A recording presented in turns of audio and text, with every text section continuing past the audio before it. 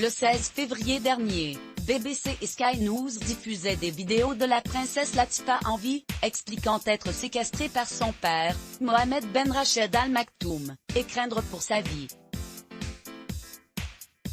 Grâce au soutien de ses proches, elle était parvenue à se procurer un téléphone portable et à faire parvenir ses vidéos datées d'il y a déjà plusieurs mois. Je suis dans une villa, je suis otage, cette villa a été transformée en prison, il y a des barreaux aux fenêtres, dénonçait la jeune femme de 35 ans, qui vit entourée de policiers armés.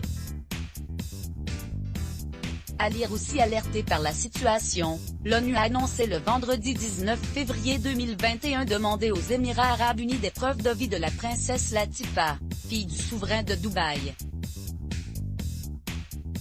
De son côté, l'ambassade des Émirats à Londres a affirmé que la jeune femme avait été prise en charge et que son état s'améliorait. Nous espérons qu'elle reprendra une vie publique en temps voulu.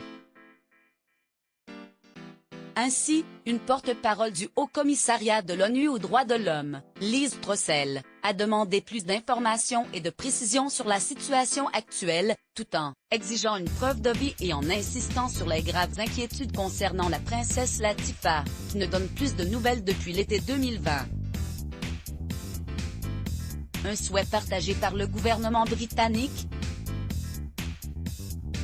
Cette affaire nous préoccupe, avait déclaré le Premier ministre Boris Johnson, mais la Commission des Nations Unies sur les droits de l'homme se penche là-dessus et ce que nous allons faire, c'est attendre de voir comment ils avancent. L'affaire de la princesse Latifa est d'autant plus inquiétante que la jeune femme avait déjà tenté de fuir son pays.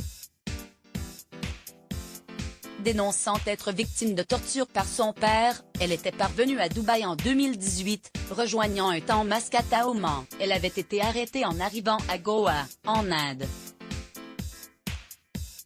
Sa grande sœur, la princesse Shamsa, n'est jamais réapparue en public depuis l'échec de sa propre fuite il y a 21 ans. Aya de Jordanie, l'une des 10 épouses de l'émir de Dubaï a elle, réussi sa fuite, trouvant refuge à Londres.